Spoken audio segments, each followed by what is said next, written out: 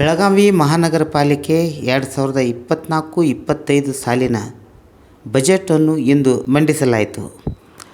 ತೆರಿಗೆ, ಹಣಕಾಸು ಮತ್ತು ಅಪೀಲುಗಳ ಸ್ಥಾಯಿ ಸಮಿತಿ ಅಧ್ಯಕ್ಷರಾದ ಶ್ರೀಮತಿ ಭಾಗವತ್ ನೇತ್ರಾವತಿ ವಿನೋದ್ ಅವರು ಬಜೆಟನ್ನು ಮಂಡಿಸಿದರು.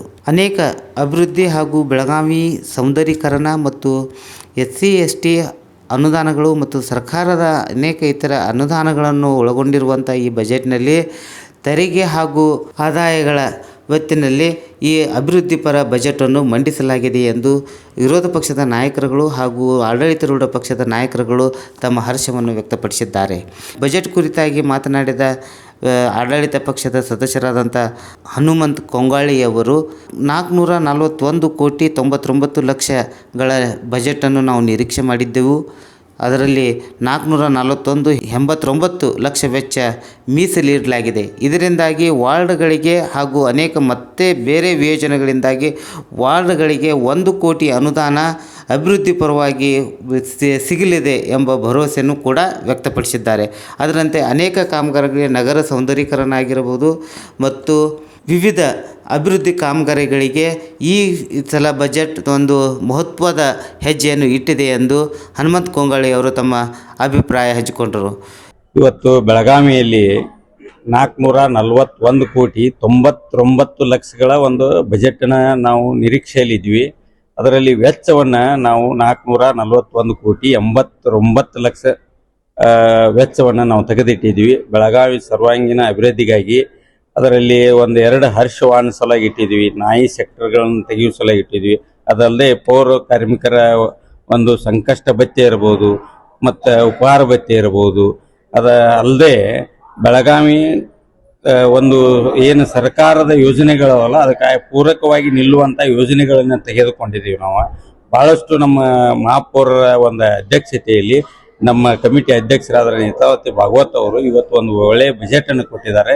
ಅದಕ್ಕೆ ನಾವು ಮತ್ತು ವಿರೋಧ ಪಕ್ಷದವರು ಕೂಡ ಇವತ್ತು ಒಂದು ಅಭಿನಂದನೆಗಳನ್ನ ಸಲ್ಲಿಸುವಂಥ ಬಜೆಟನ್ನು ಕೊಟ್ಟಿದ್ದೀವಿ.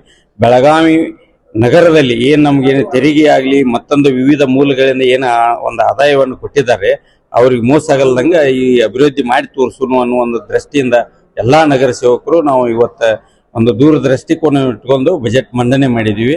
ವಿರೋಧ ಪಕ್ಷದ ನಾಯಕರುಗಳು ಮುಜಬ್ಬಲ್ ಧೋನಿ ಅವರು ಮಾತನಾಡಿ ವಾರ್ಡ್ಗಳಿಗೆ 1 ಕೋಟಿ ಅನುದಾನ ನೀಡುವ ಭರವಸೆ ನೀಡಿದ್ದಾರೆ. ಆ ಭರವಸೆಯನ್ನು ಈಡೇರಿಸಿದರೆ ಈಗ ಈ ಬಜೆಟ್ ಒಂದು ಅದ್ಭುತವಾದ ಬಜೆಟ್ವಾಗಲಿದೆ.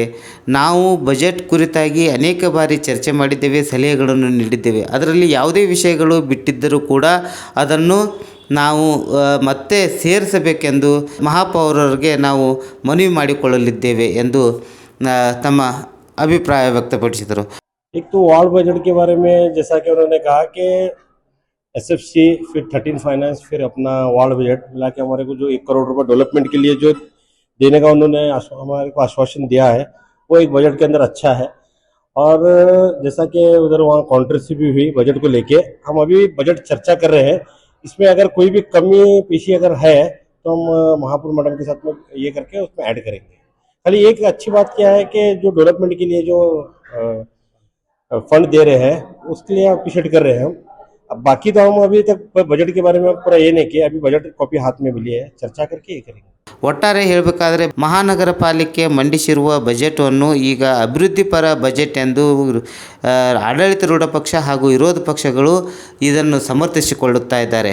ಆದರೆ ಒಟ್ಟಾರೆ ಇದು ಬೆಳಗಾವಿ ನಗರದ ಜನತೆಗೆ ಯಾವ ರೀತಿ ಒಂದು ಸಮಾಧಾನಕರವಾಗಿ ಮತ್ತು ಅಭಿವೃದ್ಧಿಪರವಾದಂಥ ಬಜೆಟ್ ಆಗಲಿದೆ ಎಂದು ನಿರೀಕ್ಷೆ ಬೆಳಗಾವಿ ಜನತೆಯಾಗಿದೆ. ಮುಂದೆ ಬರುವ ದಿನಗಳಲ್ಲಿ ಈ ಬಜೆಟನ್ನು ಬೆಳಗಾವಿ ಜನತೆಗೆ ಯಾವ ರೀತಿ ಸೌಕರ್ಯಗಳ ಹಾಗೂ ತೆರಿಗೆಗೆ ಒಂದು ನ್ಯಾಯ ಸಿಗಲಿದೆ ಎಂಬುದನ್ನು ನಿರೀಕ್ಷೆಯಲ್ಲಿದ್ದಾರೆ ಬೆಳಗಾವಿ ಜನತೆ. ರತ್ನಾಕರ ಗೌಂಡಿ, ಪಂಚಾಯತ್ ಸ್ವರಾಜ್ ಸಮಾಚಾರ್, ಬೆಳಗಾವಿ ಮಹಾನಗರ ಪಾಲಿಕೆ.